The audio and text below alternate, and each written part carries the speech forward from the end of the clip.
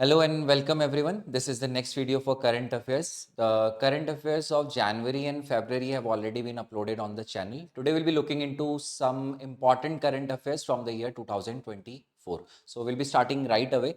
The first news for the day is the declaration of International Year by United Nations. So United Nations have declared 2024 as the International Year of Camelids.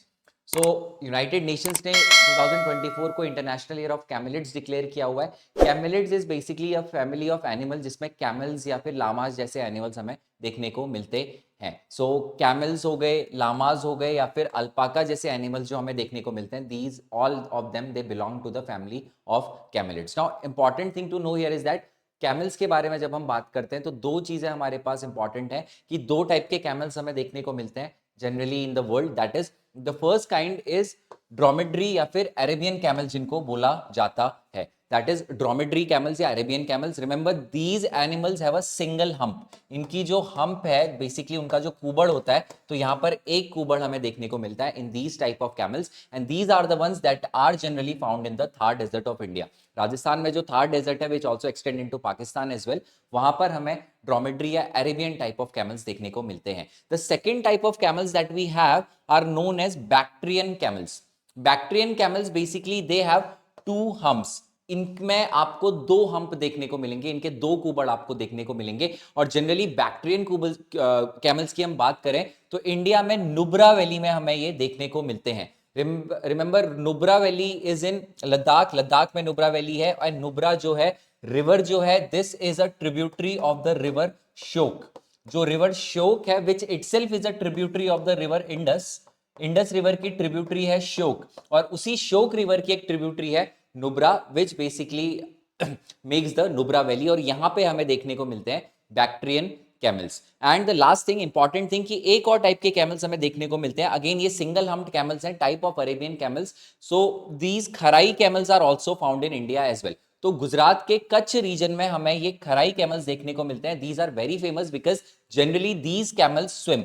ये swim करते हैं और mangroves के island में जाते हैं, वहां पे अपना मैंग्रोव्स में फीड करने के लिए these animals they go. And also these animals are domesticated as well. So this is very important. Kharai camels हमें कच्छ रीजन में देखने को मिलेंगे और वहां पर these camels they can also swim as well. And when we talk about camels, दो टाइप के कैमल्स हमें देखने को मिलते हैं, Arabian and Bactrian camels. Arabian camels have single hump while Bactrian camels they have double hump. और India में बैक्ट्रियन कैमल्स की हम बात करें तो नुब्रा वैली में देखने को मिलेंगे. Remember Nubra valley is in Ladakh and Nubra जो रिवर है it itself is a tributary of the river शोक. और शोक रिवर एक ट्रिब्यूटरी है किसकी? द रिवर इंडस की. तो इंडस रिवर की एक ट्रिब्यूटरी में शोक आती है और शोक की ही एक ट्रिब्यूटरी है the river Nubra. So the first news for the day that is the international year of 2024 has been declared by UN as the international year of camelids. So you can look into the map as well. So there are certain animals. We have, this is the Arabian camel. You can see single hump है यहाँ पे, and this is the Bactrian camel जिसमें दो hump हमें देखने को मिलती हैं. इसके अलावा कुछ और animals हैं जो इसी family को belong करते हैं. For example, llamas हमें मिलते हैं साउथ अमेरिका में, specially those who have seen Peru और वहाँ की कैपिटल जो है लिमा, प्लस वहाँ पे माचू पिच्चू वाला जो रीजन हमें देखने को मिलता है, वहां पर llamas are very very famous. Aside from that guanaco और अल्पाका भी हमें मेनली साउथ अमेरिका में ही देखने को मिलते हैं. When we talk about Africa and Asia, generally we will see that camels are found there. And Bactrian camels, bacteria, remember the name. जो ये बैक्टीरियन कैमल्स है, बैक्टीरिया जो नेम आता है that name comes from northern Afghanistan. Northern Afghanistan वाले region को in earlier times it was known as bacteria, and from this one this name comes, that is the Bactrian camel. The name comes from that region, that is the Bactrian camels from the region that is Bactria. So this is the first news for the day, that is International Year of Camelids this has been declared by UN as the 2024 has been declared as International Year of Camelids by United Nations. Moving on, the next news for the day, that is regarding the Ramsar site. Now we have already discussed that 89 Ramsar sites हमारे पास total है as of now. 4 were added in 2025. Now in 2024 as well 4 sites as well were added. Earlier ये number 85 था when these 4 sites were added, but we have already discussed that 4 more sites have been added, and now the total number of Ramsar sites that we have in India, it is 89. Remember Ramsar site, the name Ramsar comes from a place, that is a city that is in the country of Iran, जहां पर पहली convention हुई थी in the year 1971। 1971 में एक international convention हुई थी regarding the wetlands. तो वही वेटलैंड्स के लिए Ramsar sites have been declared, that is the wetlands of international importance have been declared under this one. तो चार जो sites हैं, that is the first one is Nagi Nakti Bird Sanctuary, that is a bird sanctuary in Bihar. Second site is the Nanjarayan Bird Sanctuary that was declared in Tamil Nadu. Then we have the third site that was Kajuveli Bird Sanctuary, which was also in the state of Tamil Nadu. And then we have the last one, that is the Tawa Reservoir, which have been declared as a wetland, that is an wetland of international importance in the state of Madhya Pradesh. When we talk about Ramsar sites in India, the state of Tamil Nadu has the maximum number of sites. Tamil Nadu में सबसे ज्यादा हमें Ramsar sites देखने को मिलती हैं. Some other fact about this, we also have 2nd Feb is declared as the international wetland day. इसी 2 Feb को ही ये कन्वेंशन साइन हुई थी और तब से 1971 से ही 2 Feb has been declared as the world wetland day. And under Ramsar convention we have seen that wetlands of international importance are declared as well. Similarly, one more thing under the this Ramsar convention, there is a record by the name of Montreux record. I have already discussed this in the previous video, that 2 sites from India, that is Loktak Lake in Manipur and the Keoladev Ghana National Park, that is in Rajasthan. These 2 sites are also the part of Montreux record as well. तो Montreux record जहां पर कुछ ecological changes आए हैं because of human involvement in those places. तो these 2 sites, Loktak Lake in Manipur जहां पर Kibul Lamjao National Park भी है, and the Keoladev Ghana National Park which is in Rajasthan. तो ये दोनों sites हमारे पास Montreux record में भी आती हैं. Earlier Chilka Lake was also a part of this, but then it was later removed. So these are the 4 Ramsar sites. Remember ये 2024 वाली साइट्स हैं. इसके बाद 4 और साइट इनके बाद ऐड कर दी गई थी, which we have already discussed in one of the previous video. So total number of sites that we have currently are 89. So the sites, major जो sites हमारे पास है, we have Nagi Nakti Bird Sanctuary in Bihar, we have Nanjarayan Bird Sanctuary in Tamil Nadu, we have Kajuveli Bird Sanctuary in Tamil Nadu as well, and Tawa Reservoir in the state of Madhya Pradesh. So that is all about this news. Moving on. Next, there is another international year as well. So United Nations have also declared the year 2025 as the year of glacier preservation. That is the international year of glacier preservation. 2025 has been declared as the international year of glacier preservation by United Nations. Another important thing यहाँ पर से जो हमारे पास आती है, that is 21st March.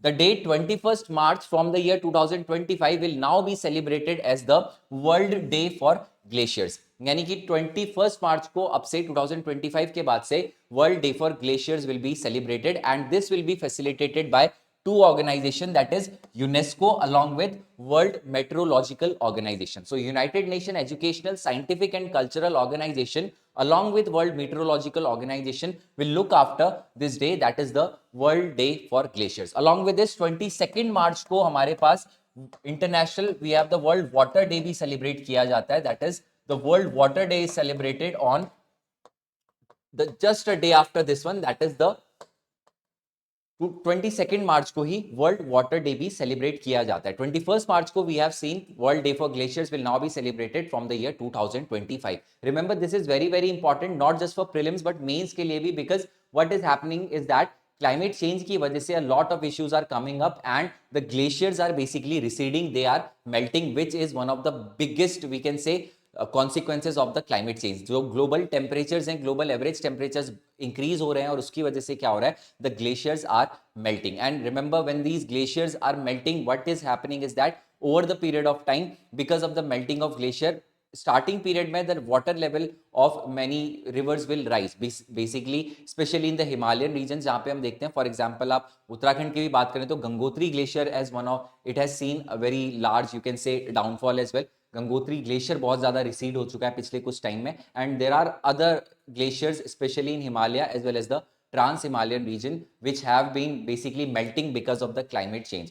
And another important thing is that दुनिया का जितना भी 70% of the global fresh water, दुनिया में जितना भी fresh water हमें मिलता है उसका 70% is found in these glaciers. Glaciers are a repository of these you can say the fresh water that we have in the whole world. So these glaciers are melting, and that is why to raise awareness for this particular thing, United Nations, they have declared 2025 as the International Year of Glacier Preservation. And another thing is that 21st March will now be declared as, it will now be celebrated as the World Day for glaciers, और 22 March को हमारे पास world water day भी celebrate किया जाता है. So two international years we have seen. 2024 was declared as the international year of camelids, but 2025 has been declared as the international year of glacier preservation. So that is all about this particular news. Moving on, next we have some new languages were added in the category of classical languages. तो हमारे country में कुछ classical languages हैं. इन languages में कुछ नई language add की हुई हैं in the last year. So the language that is Marathi, Pali, Prakrit, Assamese and Bengali. These 5 languages they have been recently added as into the category of classical languages. तो ये कुछ नई लैंग्वेजेस हैं जिनको क्लासिकल लैंग्वेजेस की कैटेगरी में इंक्लूड किया गया है. और एग्जिस्टिंग जो क्लासिकल लैंग्वेजेस हमारे पास थी, तो तमिल लैंग्वेज, संस्कृत, तेलुगु, कन्नड़, मलयालम एंड ओडिया, ये जो 6 लैंग्वेजेस हैं they were already existing as classical languages. और नाउ 2024 में कुछ और लैंग्वेज ऐड की गई हैं in this category of classical languages. That is the Marathi language, Pali language, Prakrit language, Assamese and Bengali. You can see Marathi, Maharashtra में, which has basically you can say originated from the Marathi, Prakrit, Assamese language as well as Bengali language. ये तीनों ही regions, that is Marathi in Maharashtra, Assamese in Assam and Bengali is in Bengal. Aside from that, जो दो हमें ये मिलती हैं languages, that is Pali and Prakrit. Pali language, it was the language of masses in the ancient period. Ancient period में लोगों के द्वारा बोली जाने वाली लैंग्वेजेस थी पाली और Prakrit. And another thing about Prakrit language is that Prakrit is not a single language but rather a collection of different languages. मतलब यहाँ पर बहुत सारी लैंग्वेजेस आती हैं जिनको together which are known as Prakrit languages. Pali language की बात करें तो जो बुद्धिज्म का हमें लिटरेचर सारा मिलता है, दैट इज द त्रिपिटिका जो हमें मिलती है बुद्धिज्म की, वो हमें पाली लैंग्वेजेस में मिलती हैं. And when we talk about the Prakrit language, तो यू कैन सी कि जो अशोका के इंस्क्रिप्शंस हमें मिलते हैं, a lot of inscriptions that we have seen, they are found in this particular language, that is the Prakrit. तो प्राकृत लैंग्वेज और ब्राह्मी स्क्रिप्ट में हमें अशोका के इंस्क्रिप्शंस देखने को मिलते हैं. एंड पाली जनरली जो बुद्धिज्म का हमें, जो बुद्धिस्ट हमें लिटरेरी सोर्सेज मिलते हैं, that is the canon languages of Buddhism, that is the Tripitaka है, that is Vinaya Pitaka, Sutta Pitaka and Abhidhamma Pitaka, वो हमें पाली लैंग्वेज में मिलते हैं. सिमिलरली प्राकृत में हमें जैन जो एंशिएंट लिटरेचर हमें मिलता है, जो जैन्स का जो कैनन लिटरेचर है, दैट इज अगामा वगैरह जो हमें मिलते हैं, वो हमें प्राकृत लैंग्वेज में मिलते हैं. So this is the new languages that have been included into the categories of classical languages, that is Marathi, Pali, Prakrit, Assamese and Bengali. और यहाँ पर एग्जिस्टिंग लैंग्वेजेस की आप बात करें तो Tamil, Sanskrit, Telugu, Kannada, Malayalam and Odia, they were already declared as classical languages. ये जो क्लासिकल लैंग्वेजेस हैं, they are declared by a linguistic experts committee. Linguistic experts committee under Sahitya Akademi, that is under the ministry of culture. तो ये कमिटी जो है इन लैंग्वेजेस को basically recommend करती है, and this is how the languages are basically selected. So linguistic expert committee, this is mainly responsible for the selection of these languages into the category of classical languages. So that is basically the news that is regarding the classical languages. Moving on, next we have a new UNESCO World Heritage Site that we have from India, that is India से 43rd UNESCO World Heritage Site was declared. That is basically the Charaideo Moidam. Basically ये चराईदेव मोइदाम जो है, ये हमें जो मिलते हैं, these are found in the state of Assam. और ये जो साइट है, this is the third site in Assam which has been declared as a UNESCO world heritage site. और ऑलरेडी असम में 2 साइट जो हमें पहले थी, that is the Manas national park and the Kaziranga national park. तो Manas national park and Kaziranga national park were already included in the category of UNESCO world heritage site. एक तीसरी जो साइट आई है आसाम से, that is these Charaideo Moidam. और यहाँ पर this is the 43rd site from India. तो इंडिया से 43rd UNESCO world heritage site ये डिक्लेयर हुई है. Now what exactly are the Charaideo Moidam? तो ये चराईदेव मोइदाम जो है, this is basically a necropolis of the Tai Ahom dynasty. Basically ये जो स्ट्रक्चर्स हमें मिलते हैं यहाँ पर, जो अहोम डायनेस्टी थी उनके जो रॉयल फैमिली के जो किंग्स वगैरह या प्रिंसेस वगैरह होते थे तो उनको यहाँ पर दफनाया जाता था। दिस डायनेस्टी, ताई अहोम डायनेस्टी या सिर्फ अहोम डायनेस्टी जिसको हम बोलते हैं, this dynasty ruled in the north eastern states of India from 13th to 19th century.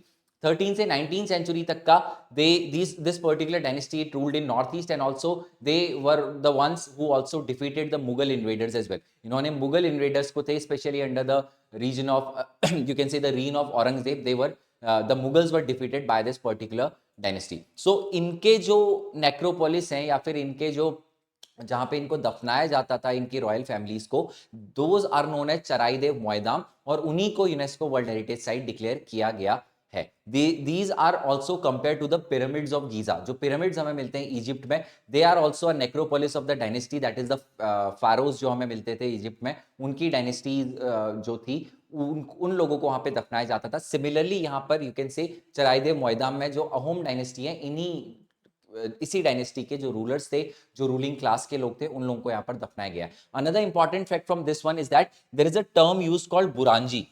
तो ये बुरांजी टर्म हिस्टोरिकल सेंस में अगर हम इसको देखें तो these Buranji are nothing but the historical chronicles of Ahom dynasty. Ahom dynasty की जो भी इनके बारे में जो भी हमें पता चलता है, maximum of that information comes from these documents known as Buranji. तो बुरांजी एक हिस्टोरिकल क्रॉनिकल्स है बेसिकली, जहां पर एक रिकॉर्डेड हिस्ट्री हमें मिलती है of the Ahom dynasty. So you can look this type of structure, ये चराईदेव मोयदाम, ये स्ट्रक्चर्स हमें इस टाइप के मिलते हैं, जहां पर दिस इज द गेट और अंदर जो होगा there will be a necropolis of the rulers of this particular dynasty. तो यहाँ पर रॉयल फैमिली के लोगों को इनमें दफनाया जाता था, और ये असम में हमें प्रिडोमिनेंटली ये मिलती हैं।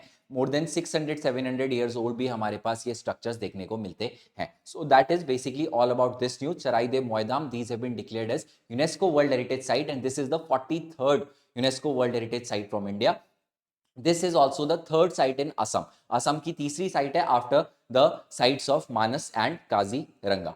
So that is all about this news. Moving on, the next one is regarding the World Craft City. So United Nations Creative City Network, there is a Creative City Network under UN, that is UCCN or United Nations Creative City Network. तो इस Creative City Network के अंदर Srinagar has been declared as the fourth Indian city as the World Craft City. तो यहाँ पर एक network is under this particular initiative of UN, that is UN Creative City Network के अंदर कुछ sites, कुछ cities को declare किया जाता है as a part of this particular network. तो वहां पर वर्ल्ड क्राफ्ट सिटी की जब हम बात करें तो इंडिया में the capital of Jammu Kashmir, that is Srinagar, Srinagar has been declared as the fourth Indian city which has been declared as the world craft city. सो ये चौथी सिटी है जिसको वर्ल्ड क्राफ्ट सिटी डिक्लेयर किया गया है। असाइड फ्रॉम दिस, इससे पहले जयपुर विच is the capital of Rajasthan, Malappuram which is in the state of Tamil Nadu, and Mysore which is in the state of Karnataka, ये तीन sites were already declared as world craft city. और चौथी site जो अब आई है यहाँ पे, that is the city of Srinagar. Srinagar, when we talk about Srinagar, तो यहाँ की क्राफ्ट्स के बारे में जब हम बात करें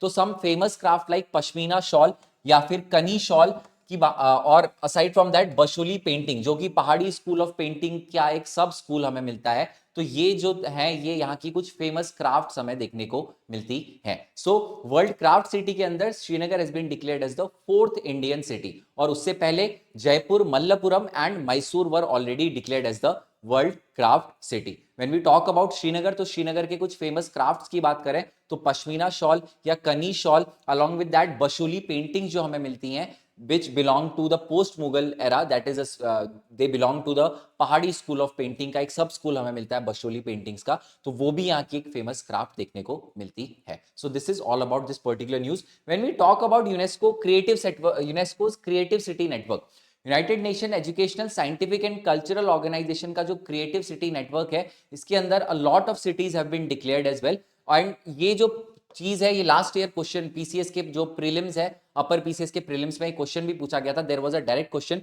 सो म्यूजिक से रिलेटेड साइट्स की जब हम बात करें तो there are 3 sites, that is Gwalior in Madhya Pradesh, Chennai which is the capital of Tamil Nadu, and Varanasi in UP. ये तीनों साइट्स म्यूजिक से रिलेटेड साइट्स हैं which have been declared under the UNESCO creative city network. और ये एक डायरेक्ट क्वेश्चन आया हुआ था in the previous year, that is 2024 के यूकेपीएससी के अपर पीसीएस के प्रीलिम्स में ये डायरेक्ट क्वेश्चन इन्होंने पूछा हुआ था। सिमिलरली ऐसे ही इसी सिटी नेटवर्क के अंदर फिल्म्स को लेके Mumbai has been declared as one of the city. Then gastronomy से रिलेटेड सिटी की बात करें तो Hyderabad has been declared as one of the city. और क्राफ्ट और फोक आर्ट की बात हम करते हैं तो Jaipur as well as Srinagar, दोनों ही cities have been declared as craft city, जिनमें craft and folk art are famous. तो हमारे पास 4-5 कैटेगरीज यहां पर हैं। वी हैव म्यूजिक से रिलेटेड सिटीज की बात करें तो we have Gwalior, Chennai and Varanasi. Films की बात करें तो Mumbai has been declared as a city. Then gastronomy की बात करें तो Hyderabad. Craft and folk art की बात करें तो जयपुर एंड श्रीनगर।